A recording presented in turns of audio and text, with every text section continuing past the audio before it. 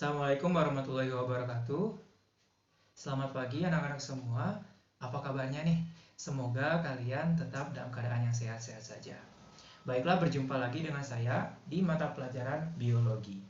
Namun sebelum kita masuk ke mata pelajaran biologi ini, ada baiknya kita berdoa dulu supaya proses pembelajaran yang akan kita laksanakan beberapa jam ke depan dapat diridhoi oleh Allah Subhanahu wa taala. Baiklah, berdoa dimulai.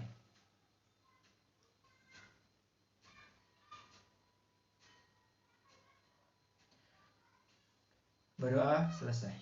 Oke, baiklah. Sebelum kita masuk ke pembelajaran kita pada pagi hari ini, saya akan absensi terlebih dahulu. Apakah hari ini ada yang tidak masuk? Alhamdulillah semuanya masuk ya pada hari ini. Nah, sebelum kita masuk ke topik pembelajaran kita saat ini, saya akan bertanya kembali, refresh kembali mengenai minggu kemarin. Apakah masih ada yang masih ingat minggu kemarin kita mempelajari tentang topik tentang apa? Ya, jadi minggu kemarin itu kita mempelajari tentang sistem pencernaan pada manusia. Nah, ada yang tahu lagi nggak? Urutan dari sistem pencernaan manusia itu apa aja? Ya, jadi urutan sistem pencernaan manusia itu dimulai dari mulut, kemudian kerongkongan, kemudian lambung, usus halus, usus besar, dan yang terakhir di anus. Nah, sekarang kita akan mempelajari tentang sistem pernapasan pada manusia. Baiklah, tujuan pembelajaran kita pada hari ini ada 3. Yang pertama adalah kalian akan mengetahui apa fungsi dari sistem pernafasan. Yang kedua, kalian akan mengetahui organ-organ apa saja yang menyusun dari sistem pernapasan atau respirasi. Terus yang terakhir adalah kalian dapat menjelaskan siklus dari sistem pernapasan atau respirasi.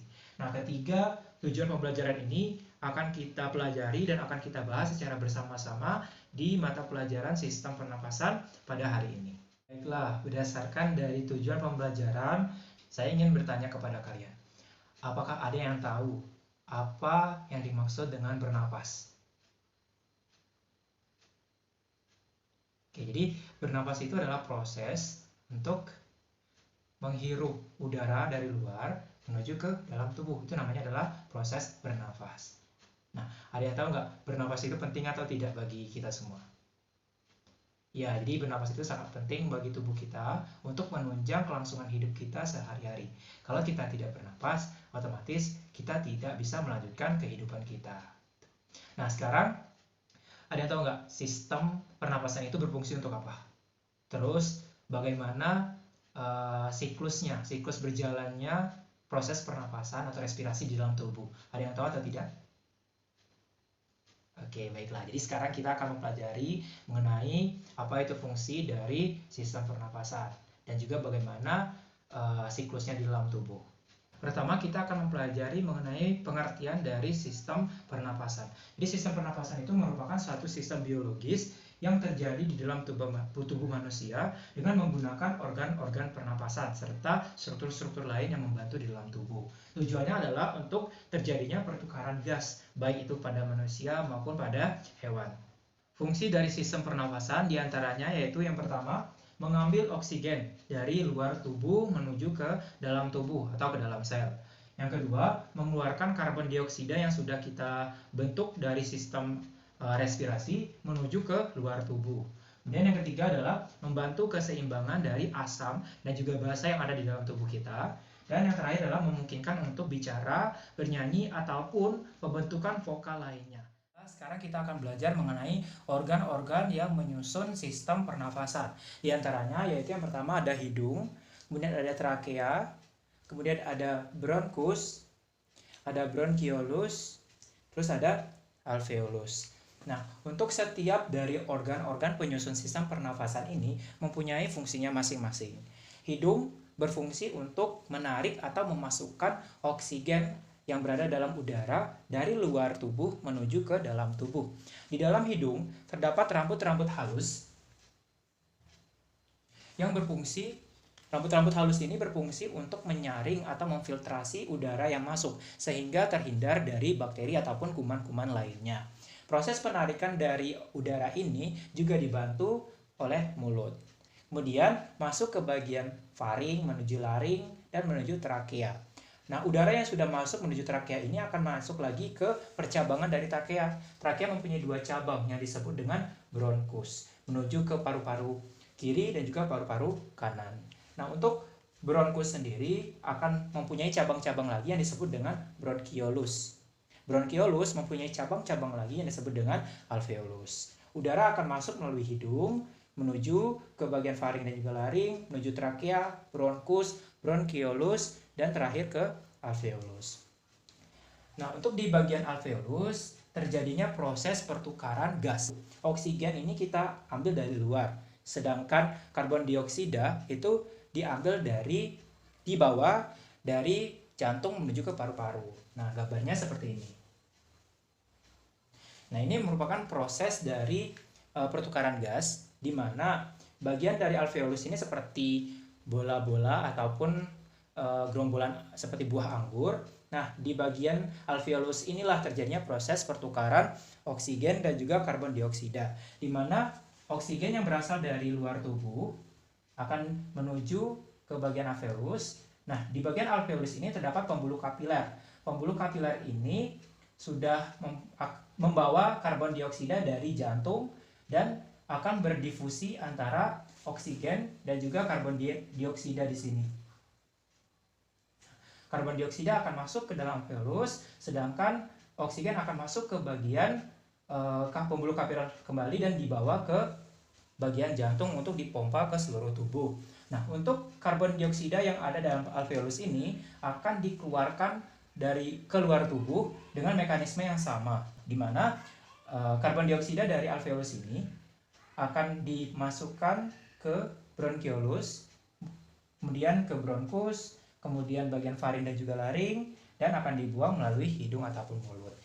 Baiklah, sekarang saya sudah membuat skema dari sistem pernapasan, proses pernapasan ini, agar kalian lebih jelas lagi, di mana udara yang berada di bagian luar tubuh akan masuk ke bagian hidung, kemudian masuk ke bagian faring dan juga laring, masuk ke bagian trakea, kemudian masuk ke bagian bronkus, kemudian ke bronchiolus, dan menuju ke alveolus.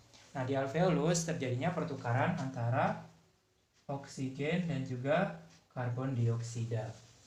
Nah, oksigen akan dibawa menuju ke jantung, sedangkan karbon dioksida akan dibawa masuk kembali ke alveolus, kemudian akan dibawa kembali ke bronchiolus, akan masuk ke bronkus, masuk ke trakea, kembali hingga dibuang ke udara melalui hidung ataupun mulut. Setelah kita belajar mengenai organ-organ dari sistem pernapasan serta siklusnya, kita dikenalkan dengan 2 istilah, yaitu ada yang disebut dengan inspirasi, terus ada yang disebut dengan ekspirasi.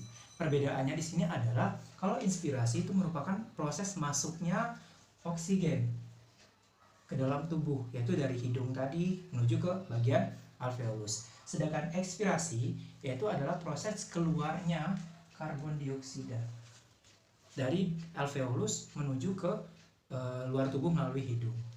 2 istilah ini, inspirasi dan juga ekspirasi, harus kalian ketahui dengan baik, jangan sampai terbalik. Jadi inspirasi itu proses masuknya oksigen ke dalam tubuh, sedangkan ekspirasi adalah proses membuang karbon dioksida ke luar tubuh.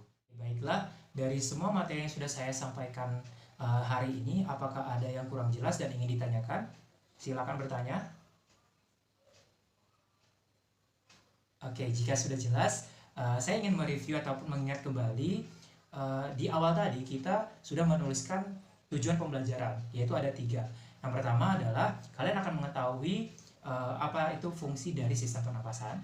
Yang kedua adalah apa saja organ-organ yang menyusun sistem pernapasan, dan yang terakhir adalah bagaimana siklus dari sistem pernapasan ini atau respirasi. Oke, saya ingin bertanya lagi, apa yang dimaksud dengan sistem pernapasan? Ada yang tahu? Ya, jadi sistem pernapasan adalah proses biologis yang terjadi di dalam tubuh dengan menggunakan organ-organ pernapasan. Tujuannya adalah untuk berlangsungnya pertukaran gas yang terjadi di bagian alveolus. Nah, kemudian tujuan kedua yaitu apa saja organ-organ yang menyusun sistem pernapasan? Ada yang tahu? Ya, jadi ada beberapa, yaitu pertama ada hidung, kemudian ada faring, kemudian ada laring, kemudian ada trakea, kemudian bronkus, bronchiolus, dan alveolus. Kemudian bagaimana siklus dari respirasi? Apakah ada yang tahu? Oke, jadi siklus respirasi itu bermula dari masuknya oksigen ke bagian dalam tubuh melalui hidung. Nah, kemudian akan masuk ke bagian faring dan juga laring, kemudian masuk ke bagian trakea, kemudian masuk ke bagian bronkus, menuju bronchiolus, dan menuju ke alveolus. Nah, di dalam alveolus terjadinya proses yang dinamakan dengan difusi antara karbon dioksida dan juga oksigen. Nah, oksigen yang berasal dari luar tadi akan dibawa menuju ke jantung untuk diedarkan ke seluruh tubuh. Sedangkan karbon dioksida akan dibawa masuk ke dalam alveolus dan akan dikeluarkan melalui hidung kembali. Itulah proses dari siklus respirasi atau pernapasan. Sekarang kita akan membahas contoh soal mengenai sistem dari pernapasan yang kita sudah pelajari hari ini. Berikut adalah contoh soalnya. Pernyataan-pernyataan berikut ini yang benar berkaitan dengan penggunaan oksigen di dalam tubuh adalah yang pertama, yang A, oksigen digunakan untuk mencerna makanan di usus sehingga menghasilkan energi dan karbon dioksida. Nah, di sini dijelaskan bahwa oksigen digunakan untuk mencerna makanan, dan kata-kata yang harus kita garis bawah adalah oksigen dan juga mencerna makanan serta menghasilkan energi dan karbon dioksida. Nah, untuk mencerna makanan dan menghasilkan energi dan karbon dioksida itu bukan merupakan fungsi dari oksigen. Energi dan juga karbon dioksida itu akan dihasilkan berdasarkan proses katabolisme dari karbohidrat. Berarti yang nomor A itu salah.